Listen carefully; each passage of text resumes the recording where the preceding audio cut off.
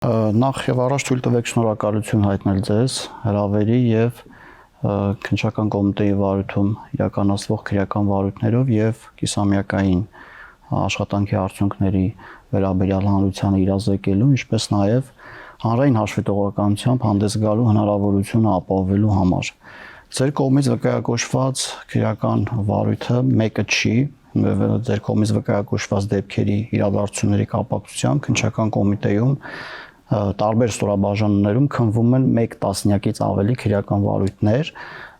որոնց հիմնական եւ գերակշռի մասով նախաքննությունը իրականացվում է տնտեսական հանցագործությունների եւ մաքսանենգությունների քննության գլխավոր վարչությունում։ Նշեմ նաեւ, որ Գագիկ Ծառուկյանի եւ նրա հետ փոխկապակցված անձանց վերաբերյալ կամ նրա հետ փոխկապակցված ընկերությունների վերաբերյալ քրեական վարույթները նախաձեռնվել են տարբեր տարիների ընթացքում, դրանք նոր չեն եւ կապված չեն ու պայմանավորված չեն որևէ ժամանակահատվածով, այլ ինչպես արդեն նշեցի, նախաձեռնվել են տարբեր ժամանակահատվածներում։ Դրանք նախաձեռնվել են քրեական օրենսգրքի մի շարք հոդվածներով, եթե ամփոփելու լինեմ մի քանի խոսքով, ապա կնշեմ, որ դրանք վերաբերում են առանձնապես խոշոր չափերով խարդախություն կատարելուն, առանձնապես խոշոր չափերով շորթում կատարելուն, առանձնապես խոշոր չափերով փողերի լվացում կատարելուն, առանձնապես խոշոր չափերով հարկեր վճարելուց խուսափելուն, ինչպես նաև առանձնապես խոշոր չափերով գույքային վնասի պատճառմամբ զուգորդված անապրանք գործարքներ կատարելու ենթադրյալ դեպքերին։ Նախաքննության ընթացքում քրեական վարույթներով համակողմանի եւ լրիվ նախաքննության պլանավորման շրջանակներում նախատեսվել եւ սույն թվականի հուլիսի 6-ին 70-ից ավելի հասցեներում միաժամանակյա իրականացվել են խուզարկություններ ազգային անվտանգության ծառայության, պետական եկամուտների կոմիտեի եւ ներքին գործերի նախարարության, ոստիկանության աշխատակիցների ներգրավմամբ խուզարկությունների ընթացքում հայտնաբերվել եւ առգրավվել են, ինչպես նաեւ վերցվել են տարբեր իրեր, առարկաներ, փաստաթղթեր, համակարգիչներ, համակարգչային սերվերային համակարգեր, էլեկտրոնային այլ կրիչներ, այդ թվում հայտնաբերվել եւ վերցվել են նաեւ այնպիսի առարկաներ, որոնք ենթադրաբար եղել են հափշտակված, օրինակ տրանսպորտային միջոցներ, քիչ անց ես անդրադարձ կկատարեմ նաեւ մեղադրանքի որոշակի դրսևորումներին եւ պետք է նշեմ, որ խուզարկությունների արդյունքում հնարավոր է եղել հայտնաբերել հափշտակված տրանսպորտային միջոցների մի մասը։ Խուզարկությունների ընթացքում պարզ է դարձել նաև, որ տնտեսվարող սուբյեկտներից մի մասի գործունեության հասցենում, բացի որոնողական գործողություններից, անհրաժեշտություն կա իրականացնելու նաև առկա ապրանքանյութական միջոցների գույքագրում եւ դրանով պայմանավորված նախաքննական մարմնի կողմից, վարույթն իրականացնող քննիչի կողմից կիրառվել են ժամանակավոր սահմանափակումներ 1 տասնյակից ավել, մոտ 18 հասցեների նկատմամբ եւ հաջորդիվ ու անհապաղ որոշումներ են կայացվել ապրանքանյութական միջոցների առկայության ստուգում նշանակելու մասին։ Իսկ տնտեսվարող սուբյեկտների մի մասի դեպքում նաեւ որոշումներ են կայացվել համալիր հարկային ստուգումներ նշանակելու մասին եւ դրանց կատարումը հանձնարարվել են պետական եկամուտների կոմիտեի համապատասխան ստորաբաժանումների աշխատակիցներին։ Ինչ վերաբերում է ձեր հարցադրման բարձրացված հարցի երկրորդ մասին, Արարատ ցեմենտի պետության կառավարմանը փոխանցվելու իրավականորեն հիմնավորվածությունը ոնց է այն ասում կառավարության կառավարմանը եւ նաեւ մուլտիվելնեսի պարագայում համայնքային ենթակայությանն անցումը։ Շատ լավ, քրեական վարույթներով ստացված փաստական տվյալների համաձայն Արարատ ցեմենտ գործարանը նշված ընկերությունը հանդիսանում է նաև ապօրինի ծագում ունեցող գույքի բռնագանձման վարույթով բռնագանձման ենթակա նյութական միջոց եւ դատախազության կողմից ներկայացված հայցի ապահովման միջոցի միջնորդության քննության արդյունքում հակակոռուպցիոն դատարանի կողմից որոշում է կայացվել այն բավարարելու եւ Արարատ ցեմենտ ընկերության բաժնետոմսերը պետության պահպանությանը եւ կառավարության հանձնելու վերաբերյալ իդեմս էկոնոմիկայի նախարարության։ Իսկ ապահովման միջոցներ են դրանք, ոչ թե վերջնական որոշման արդյունք։ Վերջնական որոշում չկա, վարույթը շարունակվում է, ուզում եմ հստակ շեշտել, որ քրեական վարույթով Արարատ ցեմենտի գործարանը դատավարական կարգավիճակ որպես այդպեսին չունի եւ վարույթով նշված ընկերությունում գործարանում իրականացվել են եւ ներկայումս շարունակվում են իրականացվել գույքագրման եւ համալիր հարկային ստուգման աշխատանքները։ Ինչ վերաբերում է Multi Wellness կենտրոն ընկերությանը, ապա քրեական վարույթի նախաքննության ընթացքում քննչական կոմիտեի է ստացվել Երևանի քաղաքապետի կողմից ներկայացված գրությունը եւ համապատասխան կից հիմնավորող փաստաթղթերը այն մասին, որ ընկերության անշարժ գույքի նկատմամբ գրանցվել է համայնքի սեփականությունը, այսինքն կադաստրային գրանցում է անշարժ գույքի իրավունքի պետական գրանցում է ստացել, որպեսզի փաստով պայմանավորված նշված գույքը ի պահ է հանձնվել Երևանի քաղաքապետարանին։ Այս իրավիճակը մի փոքր տարբերվում է Արաբ ցեմենտի իրավիճակից այն առումով, որ վարույթն իրականացնող մարմնի որոշմամբ է ի պահ հանձնվել համայնքային իշխանություններին։ Դուք ասացիք, որ տասնյակից ավելի քրեական գործեր կան։ Իսկ մեղադրյալների քանակը։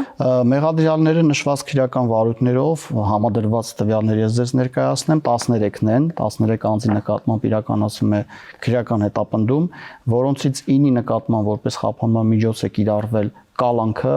իսկ 4 մեղադրյալի նկատմամբ որպես խափանման միջոց են կիրառվել այլընտրանքային խափանման միջոցները եւ կցանկանայի նաեւ հանրության ուշադրությունը հրավիրել եւ հանրությանը իրազեկել առանձին քրեական վարույթների վերաբերյալ հատկապես առանձնացնելով այդ քրեական վարույթներից նրանք, որոնք վերաբերում են առանձնապես խոշոր չափերով հարկեր վճարելուց խուսափելուն, ընդհանրապես կներկայացնեմ այն տնտեսվարող սուբյեկտների անվանումները եւ քրեական վարույթը նախաձեռնելու օրվա դրությամբ հաշվարկված նախնական լրացուցիչ հարկային պարտավորությունները, դրանք նախնական են, այնուամենայնիվ քրեական վարույթների շրջանակներում ենթակա են պարզաբանման եւ հստակեցման եւ այսպես եթե օրինակ խոսենք նոյ ապրանքանիշի ներքո հանդես եկող Երևանի Արարատ կոնյակի գինուղու կոմբինատ բազմաբաժնետիրական ընկերության մասին, ապա նախնական պետությանը պատճառված գույքային վնասը գնահատվում է 3 միլիարդ 224 միլիոն 507,198 դրամ։ Մեկ այլ ընկերության դեպքում մուլտի տաբակի մասին է խոսքը, այդ վնասը գնահատվում է շուրջ 21 միլիարդ դրամ։ Օլիմպ Ավանս ՍՊ-ի դեպքում այդ վնասը գնահատվում է շուրջ 21 միլիարդ Հայաստան Հանրապետության դրամ։ Մեկ այլ մուլտի տրանսպորտ ընկերության դեպքում այդ վնասը գնահատվում է 1.1 միլիարդ դրամ։ Ընդ որում ես կլորացված եմ թվերը նշում։ Արադ ցեմենտ փակbaşıնտիրական ընկերության վերաբերյալ քրեական վարույթով գույքային վնասի նախնական չափը գնահատվում է շուրջ 441 միլիոն դրամ։ Multi Wellness կենտրոն ՍՊ-ի վերաբերյալ գույքային վնասի չափը գնահատվում է շուրջ 832 միլիոն դրամ։ Firma New ՍՊ-ի վերաբերյալ սա հանրությանը հայտնի Orange Mall համալիրն է, նախնական գույքային վնասը գնահատվում է 492 միլիոն դրամ։ Art Ben ՍՊ-ի վերաբերյալ վարույթով սա Գագիկ Ծառուկյանի բնակության վայրի մոտակայքում գտնվող, ինչպես նաև Երևան քաղաքի մեկ այլ հասցեում գտնվող բենզալցակայանները շահագործող ընկերությունն է։ Պետությանը պատճառված նախնական գույքային վնասը գնահատվում է շուրջ 518 միլիոն դրամ։ Հայաստանի ազգային օլիմպիական կոմիտե ՀԿ-ի վերաբերյալ վարույթով նախնական վնասը գնահատվում է շուրջ 308 միլիոն դրամ։ Onira Club ՍՊ-ի վերաբերյալ հանրության ավելի հայտնի է Փարավոն ռեստորանահյուրանոցային համալիրը, պետությանը պատճառված նախնական վնասը գնահատվում է շուրջ 82 միլիոն դրամ։ Multi Rest House-ի դեպքում այդ վնասը գնահատվում է շուրջ 78 միլիոն դրամ։ Euromotors ՓԲ-ի դեպքում այդ վնասը գնահատվում է շուրջ 77 միլիոն դրամ եւ ունեն քրեական վարույթ, որը վերաբերում է վառելիքի, ինչպես նաեւ տարատեսակ ապրանքների Հայաստան Հանրապետություն ներմուծմանը վաճառքին։ Այս քրեական վարույթով նաեւ Գագիկ Ծառուկյանը եւ մյուսները ունեն մեղադրյալի դատավարական կարգավիճակ եւ գտնվում են հենց այս վարույթով կալանքի տակ։ Այո, իրանցիների հետ կապված քրեական վարույթն է, որով վնասը գնահատվում է 8 միլիարդ 126 միլիոն 946,460 դրամին համարժեք, 21 միլիոն 72,827 դոլար, սա մի դրվագն է եւ երկրորդ դրվագը 934,419 ԱՄՆ դոլար։ Ընդհանուր նշված վարույթներով ընդհանուր գույքային վնասը եւ պետությանը եւ ֆիզիկական ու իրավաբանական անձանց պատճառված գնահատվում է 21 միլիարդ 678 միլիոն 206,494 դրամ, որի գերակշիռ մասը շուրջ 13 միլիարդ դրամը ըստ քրեական վարույթով արկա տվյալների առերևույթ հարկեր չվճարելու արդյունքում ձևավորված լրացուցիչ հարկային պարտավորություններն են։ Երբ նախաքննությունը ամբողջությամբ կավարտվեն կամ մեծամասամբ կավարտվեն եւ գործերը դատարաններ կուղարկվեն։ Քրեական վարույթը ներկա փուլում գտնվում է ինտենսիվ նախաքննության փուլում, իրականացվել են անհետաձգելի եւ ներկայումս շարունակվում են իրականացվել նմանատիպ քննչական գործողություններ։ Քրեական վարույթի նախաքննությունը առաջ է շարժվում ինչպես փաստաթղթային, այնպես էլ վերբալ ապացույցների ձեռքբերման ուղղությամբ։ Նշեմ, որ արդեն իսկ հարցաքննվել են բազմաթիվ վկաներ, հարցաքննվել են տուժողները, իրականացվել է տուժողների եւ մեղադրյալների առերես հարցաքննություններ, իրականացվել են բազմաթիվ թվային խոզարկություններ, դրանց արդյունքում վերծանված էլեկտրոնային ապացույցների զննություններ շարունակվում են դրանք, իրավական փոխօգնության հարցումներ են ուղարկվել, բանկային գաղտնի կազմող տեղեկությունների թույլտվություն է ստացվել դատարանից, որ ուղարկվել է կենտրոնական բանկ եւ ինչպես իմ խոսքի սկզբնական մասում նշեցի, նշանակվել են համալիր հարկային ստուգումներ եւ սովորաբար տնտեսական բնույթի հանցագործություններով եւ հատկապես հարկային բնույթի հանցագործություններով, հարկային իրավախախտումների դեպքերով լրացուցիչ հարկային պարտավորությունների վերջնական ճշգրտումը հնարավոր է լինում իրականացնել համալիր հարկային ստուգումների միջոցով, ապա անհրաժեշտության դեպքում նաև դատահաշվապահական փորձաքննություններ իրականացնելու միջոցով եւ նշված գործողությունների ավարտին զուգահեռ նախատեսվում է նաև ավարտել քրեական վարույթները, խոսքս վերաբերում է հիմնականում տնտեսական բնույթի, այսինքն հարկային հանցագործություններին, իսկ խարդախության եւ մյուս դեպքերով նախաձեռնված քրեական վարույթները թեև էլի գտնվում են նախաքննության փուլում եւ նշանակված են տարատեսակ փորձաքննություններ, սակայն նախաքննական մարմինը նախատեսում է հնարավոր կարճ ժամանակահատվածում ամփոփել ձեռքբերված ապացույցները եւ մեղադրական եզրակացությամբ ուղարկել դատարան։ Պետական դավաճանության եւ լրտեսության հատկանիշներով քննվող վարույթ կա քննչական կոմիտեում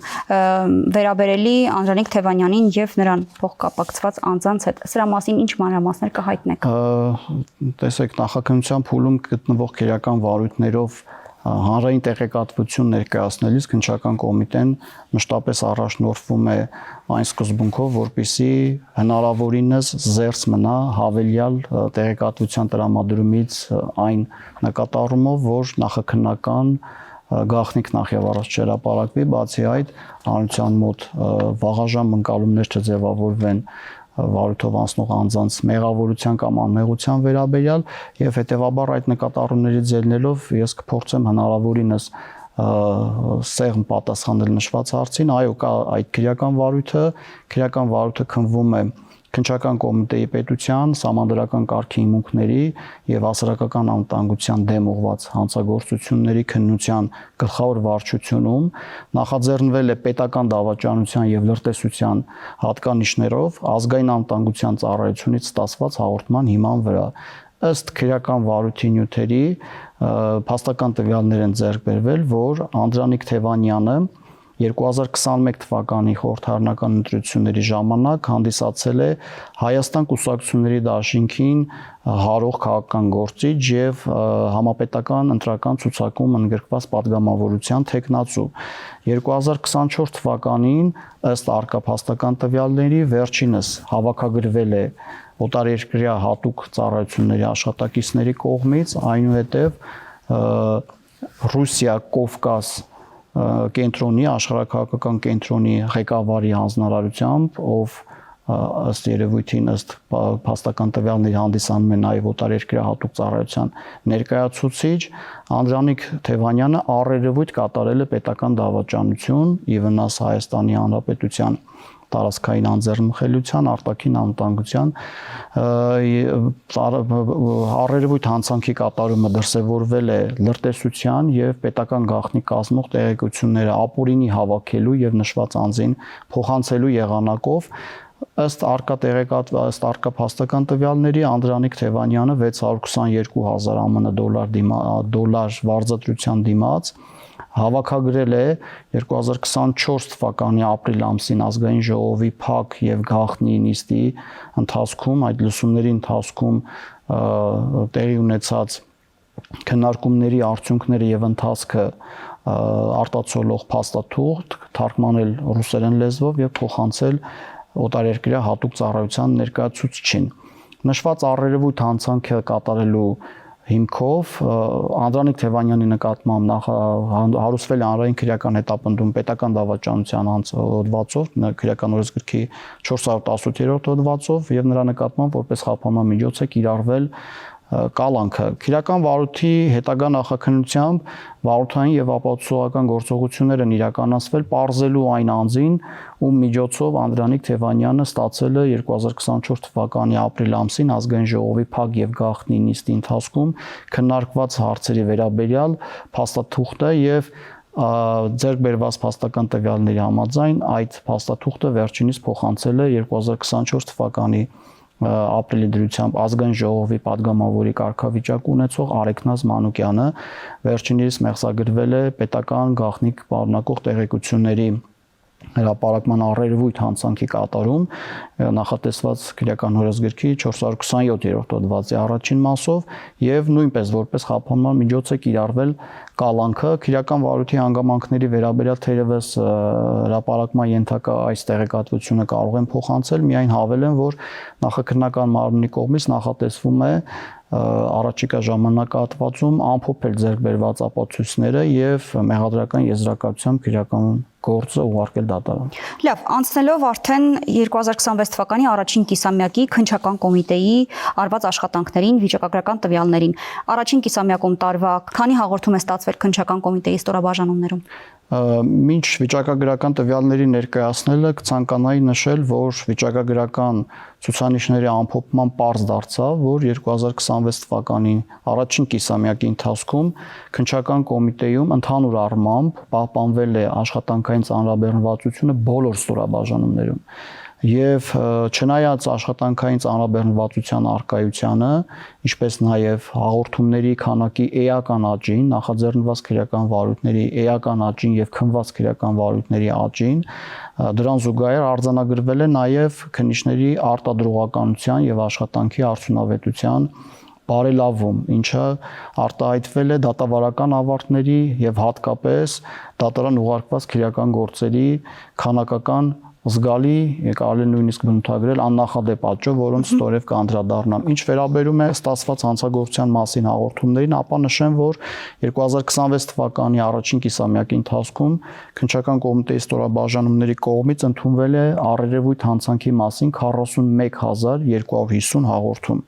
Համատության համար նշեմ, որ նախորդ տարի նույն ժամանակահատվածում այդ թիվը կազմել է 35357, այսինքն աճը 5893 հաղորդում կամ 16.6%։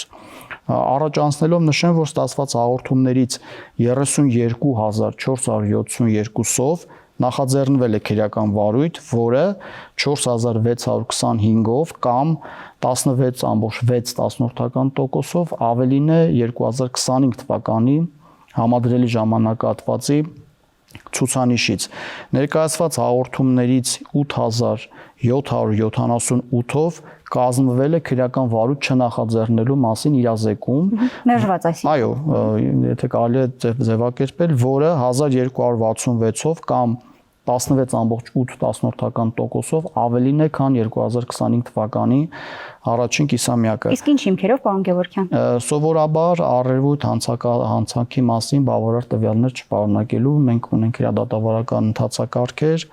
հիմքերը մի քանիսն են, մեկը չի, դրանցից որևէ մեկին, այսինքն օրենսդրական այդ չափանիշներից որևէ մեկին չհամապատասխանելու դեպքում եւ հիմնականում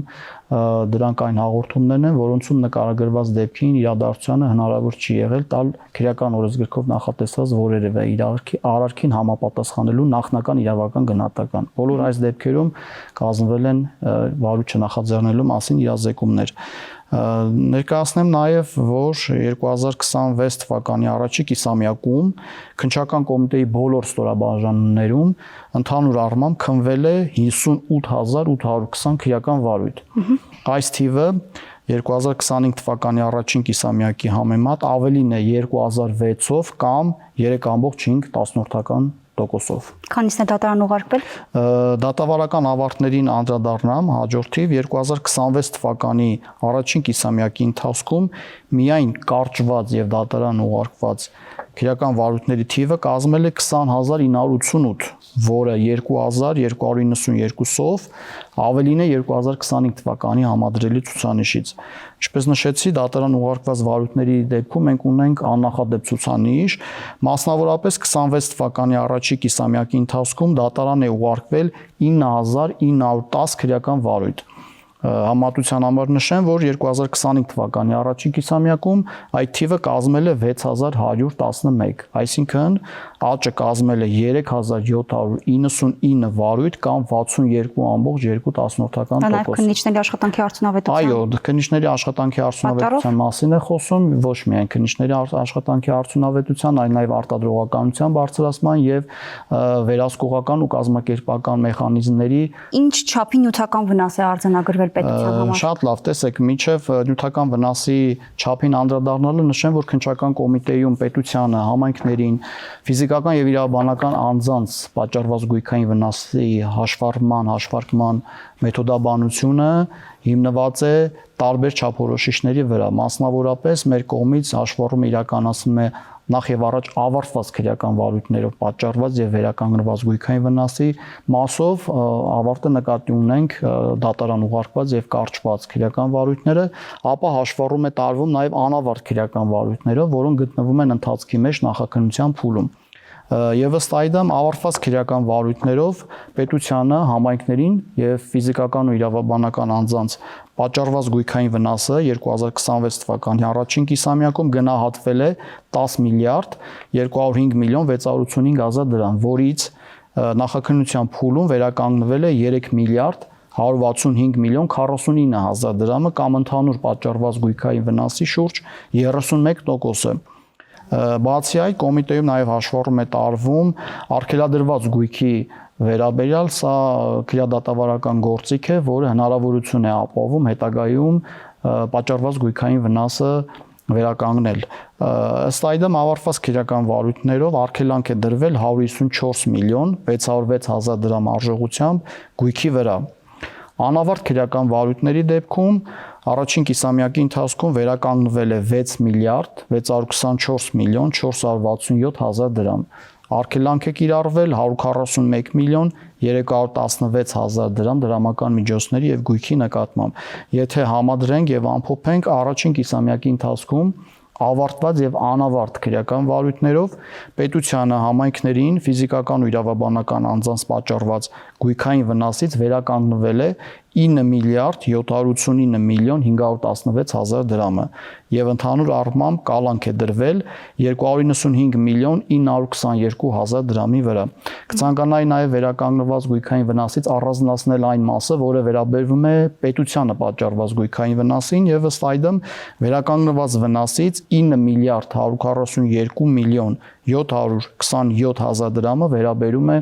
պետությանը պատճառված գույքային վնասին։ Նաև հարցադրմանի պատասխան կցանկանայի շեշտել, որ գույքային վնասի վերականգնումը հնարավոր է եղել ապահովել հիմնականում տնտեսական, ինչպես նաև հարկային բնույթի իրավախախտումների դեպքերով նախաձեռնված քրեական վարույթների շրջանակներում։ Իսկ ոլորտային բաժանում կա, թե որ ոլորտներում են ամենաշատ վնասները պատճառվել պետությանը։ Սովորաբար, ինչպես նշեցի, տնտեսական եւ հարկային բնույթի ենթադրյալ հանցագործություններն են դրանք, եւ որոնցով էլ ավելի շատ տեղի ունենում պետությանը պատճառված գույքային վնասի վերականգնումը։ Քննիչների արդյունավետության մասին էլ խոսենք, ձեր բերած ցուցանիշները եւ նաեւ ձեր գնահատումը փաստում են քննիչների աշխատանքի արդյունավետության մասին, բայց հիմնականում ինչ ցուցանիշներով եք չափում նրանց արդյունավետությունը եւ առաջին կիսամյակում ինչ առաջընթաց է արձանագրվել այս ուղղությամբ։ Շնորհակալություն հարցի համար։ Քննչական կոմիտեում ինքնավար պաշտոն զբաղեցնող անձանց աշխատանքի արդյունավետության եւ նաեւ արտադրողականության աճի մասին այլ դուք ճիշտ եք, իրավացիորեն նկատեցիք, վկայում են մեջբերված վիճակագրական ցուցանիշները եւ վիճակագրական տվյալները։ Քննչական կոմիտեում իրականացվել են եւ շարունակաբար իրականացվում են տարատեսակ միջոցառումներ, որոնք միտված են աշխատանքային արդյունավետության բարձրացմանը եւ այդ աշխատանքային արդյունավետության բարձրացման արդյունքում նաեւ քննիչի աշխատանքի կատարված աշխատանքի գնահատմանը, նաեւ մոտիվացիոն սխեմաների, մոտիվացիոն մեխանիզմների գործարկմանը, կիրառմանը։ Կցանկանայի արձանագրել, որ արդյունավետության, քննիչների աշխատանքի արդյունավետության բարձրացումը մեկ կամ ինքնավար որևէ գործողության միջոցառման արդյունք չէ, դա համալիր փոխկապակցված, փոխլրացնող տարատեսակ ընթացակարգերի համաժամանակյա կիրառման արդյունք է, որոնք ինչպես կարճաժամկետ, այնպես էլ երկարաժամկետ հեռանկարում տվել են եւ շարունակաբար տալիս են իրենց արդյունքները, եւ եթե նկարագրելու լինենք այդ մեխանիզմները, պետք է նշեմ, որ դրանք արդյունք են քննչական կոմիտեում կազմակերպչական եւ վերահսկողական մեխանիզմների կատարելագործման, վերանայման, նոր գործիքների ներդրման եւ դրանք բնականաբար իրականացվում են քննչական կոմիտեի նախագահի ներքին իրավական ակտերի, գրավոր հանձնարարությունների եւ հրամանների տեսքով կարճ կանդրադառնամ դրանցից առավել կարևորներին, այո, որոնք բերել են արդյունավետության բարձրացման, քննչական կոմիտեի նախագահի կողմից ենթակա ստորաբաժանումների ղեկավարներին տրվել է գրավոր հանձնարարություն պարբերաբար ուսումնասիրելու անմիջական ենթակայության ներքո գործող քննիչների վարույթներում գտնվող քերական վարույթները, հատկապես տևական ժամանակ քննվող քերական վարույթները եւ քերական վարույթների դատավարական ավարտին միտված թիրախային ու առարկայական քննչական գործողություններ կատարելու գրավոր հանձնարարություններ տալ ենթակա քննիչներին։ Նույն հանձնարարականի շրջանակներում ստորաբաժանման ղեկավարներին հանձնարարվել է նաև պարբերաբար ուսումնասիրել իրենց կողմից տրված հանձնարարությունների կատարման վիճակը եւ քննիչների կողմից պատճառաբանված զեկուցագրի հիման վրա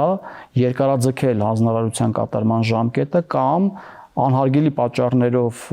սահմանված ժամկետներում հանձնարարության պահանջները չկատարելու դեպքում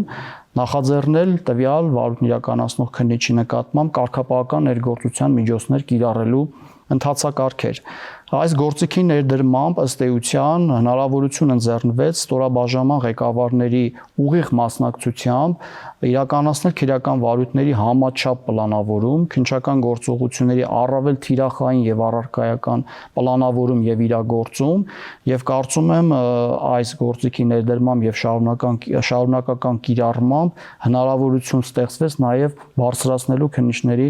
աշխատանքային արդյունավետությունը։ Հաջորդ գործիքին, որին կցանկանայի անդրադառնալ, կրկին քննչական կոմիտեի նախագահի գրավոր հանձնարարությամբ է դա ներդրվել, վերաբերում է քննիչների կողմից յուրաքանչյուր օր իրենց կատարած աշխատանքի վերաբերյալ հակիրճ հաշվետվության ներկայացումը տեղեկանքի տեսքով իրենց անմիջական վերադասներին, որում նշում են, թե որ քրեական վարույթով, օրվա որ ժամին, ինչ տեսակի քննչական գործողություններ են իրականացրել։ Իրենց հերթին անմիջական վերադասները շաբաթվա կտրվածքով ամփոփում են նշված հաշվետվությունները եւ ներկայացնում կենտրոնական մարմնի համապատասխան ստորաբաժանում։ Նշված հաշվետվությունները ամփոփվում են կենտրոնական մարմնի ստորաբաժանումում եւ յուրաքանչյուր ամիս գրավոր զեկուցագրով ներկայացվում քննչական կոմիտեի նախագահին։ Կարծում եմ ավելորդ չէ պարզաբանել, որ ամփոփումների ընթացքում վեր են հանվում քննիչների կողմից իրականացված նախաքննության ընթացքում տեղ գտած թերությունները, ինչպես նաև վեր են հանվում այն ուղղությունները, նախանշում են այն ուղղությունները, որոնցում ապագայում պետք է պլանավորել եւ իրականացնել այն աշխատանքները, որպեսզի լրացվի նախաքննության ընթացքում տեղ գտած բացողումները։ Շնորհակալ եմ զրույցի համար։ Ես եմ շնորհակալ։ Զրուցակիցս քննչական կոմիտեի նախագահի տեղակալ Արմեն Գևորգյանն էր։ Կհանդիպենք